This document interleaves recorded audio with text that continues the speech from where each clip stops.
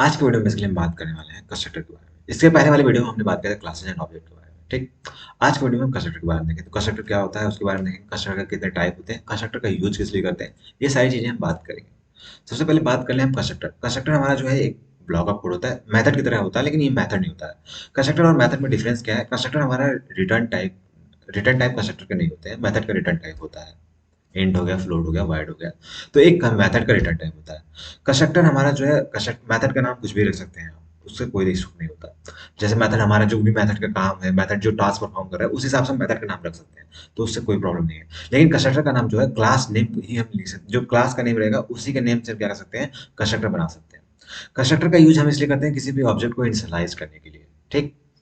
And constructor हमारे तीन प्रकार का होता है, एक डिफॉल्ट कंस्ट्रक्टर होता है, एंड एक हमारा होता है यूजर डिफाइंड नो आर्गुमेंट, मतलब उसमें कोई आर्गुमेंट नहीं होता है यूजर। और उसके बाद हमारा होता है user defined with arguments constructor होता है, ठीक। तो हमारा बेसिकली तीन टाइप के हमारे जो है कंस्ट्रक्टर होते हैं। बात करें हमें कंस्ट्रक्टर की जरूरत क्यों पड़ी। हमारा जो है ऑब्जेक्ट, जब हमें ऑब्जेक्ट को इनिशियलाइज ही करना है, तो इससे पहले वाले में हमने क्लास एंड ऑब्जेक्ट वीडियो में भी देखा था कि ऑब्जेक्ट को कैसे इनिशियलाइज करते हैं। तो हमें ऑब्जेक्ट क्यों जरूरत पड़ी, तो आइए बात कर लेते हैं, उसके बारे में बात कर लेते हैं। जैसे मान लीजिए मैंने एक क्लास हमारा है, इसमें मैंने एक स्ट्रिंग डेटा टाइप में हमने नेम असाइन किया, यहाँ पे एस कैपिटल होगा, किसी ने मैंने कमेंट कर दिया ताकि कोई इशू ना हो। तो यहाँ पर स्ट्रिंग है, इसमें हमारा नेम है, ठीक। उसके बाद हम क्या करते थे, ऑब्जेक्ट बनाते थे। फिर उसके बाद हम क्या करते थे, ऑब्जेक्ट नेम जो हमने ऑब्जेक्ट नेम बनाया है उसको फिर डॉट का यूज करके हम इस वेरिएबल का नेम लिखकर उसके बाद हम इसको इनिशियलाइज करते थे ऑब्जेक्ट को।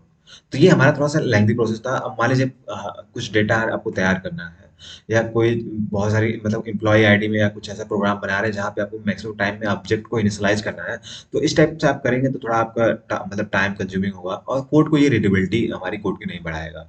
तो इससे बचने के लिए हम क्या करते हैं, कंस्ट्रक्टर का यूज करते हैं। तो आइए देखते हैं कंस्ट्रक्टर, ठीक। तो आप समझ गए ना कंस्ट्रक्टर किस लिए यूज करते हैं। अगर आपको कोई समझ दिक्कत नहीं आ रहा है तो आप बता सकते हैं। अब कंस्ट्रक्टर बनाने के लिए हमें क्या, मैंने अभी बताया। यहाँ पे मैं क्लास पहले बना लेता हूँ। यहाँ पे मैंने एक पैकेज नेम बनाया है माई कंस्ट्रक्टर के नाम से, ये उसके बाद मैंने क्लास कंस्ट्रो करके मैंने क्लास बनाया है। एंड यहाँ पे हम बनाएंगे अपना मेन क्लास जिसपे हम काम करेंगे, क्लास कोडिंग बनाया। एंड इसके अंदर हम कोडिंग नाम से एक कंस्ट्रक्टर बना रहे हैं। कंस्ट्रक्टर बनाने के लिए कंस्ट्रक्टर क्लास नेम लिखना पड़ता है, फिर हम लगाते हैं पैरेंथेसिस, उसके बाद हम लगाते हैं कर्ली ब्रेसेस। तो यहाँ हमारा क्या है, ये हमारा जो कंस्ट्रक्टर हमने बनाया है यूजर डिफाइंड है विथ नो आर्गुमेंट। हमने यूजर ने इसे डिफाइन किया है लेकिन कोई आर्गुमेंट नहीं है। User defined with no arguments,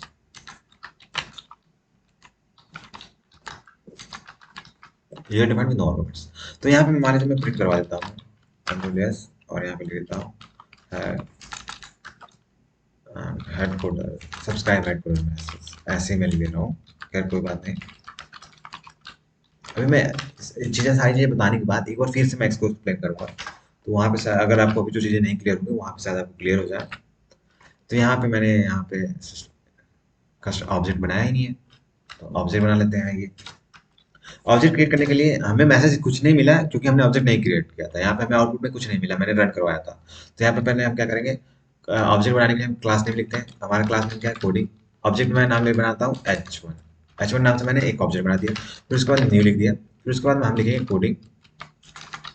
ये समझ लीजिए कि जैसे ही ये हमने कंस्ट्रक्टर बनाया, ये हमारा कंस्ट्रक्टर कॉल हो रहा है, लेकिन जैसे मेथड को हम कॉल करते हैं इसी प्रकार से यहाँ पे हमारा क्या, न्यू कीवर्ड के बाद हमने जो लिखा ये ऑब्जेक्ट बनाया, तो इमीडिएटली हमारा क्या होगा, कंस्ट्रक्टर कॉल होगा। उसके बाद कंट्रोल एस करते हैं, कंट्रोल F11, तो हमें मिल जाएगा सब्सक्राइब एट कूलर। ये हमारा कंस्ट्रक्टर ये कॉल हुआ, और इसके अंदर हमें जो लाइनें हमने लिखी थी, जो भी हमें जो दिया था, जो भी लाइन ऑफ कोड्स थे, उसको एग्जीक्यूट करके हमें यहाँ पे आउटपुट दे दिया, ठीक। तो ये हमारा था हम यूजर डिफाइंड कंस्ट्रक्टर। अब हम देख लेते हैं एक डिफॉल्ट कंस्ट्रक्टर क्या होता है। डिफॉल्ट कंस्ट्रक्टर देख लेते हैं। डिफॉल्ट कंस्ट्रक्टर बेसिकली हमारा क्या है, जो है कंपाइलर कॉल करता है, ठीक। अब यहाँ पे मैं लिख देता हूँ स्ट्रिंग, यहाँ पे स्ट्रिंग नेम दे दिया। एंड यहाँ पे मैं करता हूँ, इसे को कॉपी कर लेता हूँ, एंड इसी कंट्रोल प्लस भी कर लेता हूँ, या इसी को रहने देता हूँ। एंड इसे मैं क्या करता हूँ, कमेंट कर देता हूँ। एंड यहाँ पे मैं करूँगा सिस आउट, और यहाँ पे मैं लिखूंगा H1 dot name, control S control plus. तो हमें वैल्यू मिला नल। तो हमने यहाँ पे देखिए कंस्ट्रक्टर, ये हमारा डिफॉल्ट कंस्ट्रक्टर कॉल हुआ, तो डिफॉल्ट कंस्ट्रक्टर हमें डिफॉल्ट वैल्यू रिटर्न करता है। तो हमें स्ट्रिंग का डिफॉल्ट वैल्यू नल है, अगर यहाँ पे हम इंट लेते हैं तो हमें डिफॉल्ट वैल्यू मिलता है। जीरो, अगर हम फ्लोट लेते हैं तो हमें डिफॉल्ट वैल्यू मिलता है 0.0, अगर हम बुलियन लेते हैं तो हमें डिफॉल्ट वैल्यू मिलता है फॉल्स। तो ये हमारा था डिफॉल्ट कंस्ट्रक्टर, यहाँ पे कॉल हुआ, ठीक। अब हमारा एक यूजर डिफाइंड विद आर्गुमेंट हम देख लेते हैं। User defined with arguments, and इसे करता हूँ मैं कमेंट आउट, एंड यहाँ पे मैं लिखता हूँ स्ट्रिंग, एंड मैं इस मैसेज को हटाता हूँ, फिर यहाँ पे लिखता हूँ दिस डॉट इक्वल टू, ठीक। एंड यहाँ पे मैं लिखता हूँ स्ट्रिंग, यहाँ पे मैं लिखता हूँ hello head code control S. अब मैं आपको यहाँ पे बता रहा हूँ, ठीक। यहाँ पे हमने क्या किया है, हमने क्या किया है, एक कंस्ट्रक्टर बनाने के लिए constructor user defined with argument, हमने कंस्ट्रक्टर बनाने के लिए हमने क्या किया, क्लास नेम लिखा, फिर पैरेंथेसिस के अंदर हमने एक आर्गुमेंट दिया, फिर उसके बाद हमने कर्ली ब्रेसेस लगाया, फिर उसके बाद this dot name equal to name लिखा। तो अभी आप दिस कीवर्ड के बारे में अब घबराइए नहीं, इस आगे हम बात करेंगे दिस कीवर्ड हमने क्यों यूज किया है। ये basically this dot name keyword की हेल्प से हमने क्या किया, इस ये हमारा जो है इस जो हमने ये नेम बनाया है, इसको ये हमारा दिस डॉट नेम जो है शो कर रहा है। ये नेम हमारा क्या रिप्रेजेंट कर रहा है, इसको एक मिनट आइए बात करता हूँ। जैसे कि मैंने यहाँ पे हेडक्वार्टर दिया, ये हमारा जो है यहाँ पे आया, ये इसको रिप्रेजेंट कर रहा है, और ये नेम हमारा क्या है, इसको रिप्रेजेंट कर रहा है, और ये दिस डॉट नेम हमारा इसको रिप्रेजेंट कर रहा है, ठीक। ये बात ध्यान रखिएगा। अभी आपको समझ में नहीं आ रहा हो, लेकिन जैसे ही हम दिस कीवर्ड के बारे में बात पढ़ेंगे तो हम इसको समझ जाएंगे, तो उसके लिए घबराना बिल्कुल भी नहीं। जो भी चीज़ें आपको समझ में नहीं आ रही है उसके लिए आपको घबराना नहीं है। जैसे जैसे आगे हमारी सीरीज चलती जाएगी, जैसे जैसे हमने सारी चीज़ों को पढ़ लेंगे तो हमें सारी चीज़ें जो है वो क्लियर हो जाएगी। बस आपको पढ़ते रहना है, ठीक है, बीच में छोड़ नहीं देना है। अब इसको कंट्रोल प्लस एस करते हैं, कंट्रोल प्लस F11, तो हमें क्या किया, हेड कोड प्रिंट कर लिया। जैसे हमने क्या किया, यहाँ पे ऑब्जेक्ट को यहीं पे इनिशियलाइज किया, और कहीं हमने ऑब्जेक्ट इनिशियलाइज नहीं किया है। ऑब्जेक्ट को हमने क्या किया है, कंस्ट्रक्टर के अंदर ही इनिशियलाइज किया है। तो बेसिकली यहाँ पे जैसे कि आप देख सकते हैं, तो मैंने बोला था अभी, हमने स्टार्टिंग में ही मैंने बोला था कि कंस्ट्रक्टर क्या करता है, ऑब्जेक्ट को इनिशियलाइज करने के लिए होता है। तो यहाँ पे हम देख सकते हैं हमने ऑब्जेक्ट का यूज करके इनिशियलाइज किया है। इसको मान लीजिए मैं एक और बना देता हूँ ऑब्जेक्ट, सी एंड कंट्रोल भी,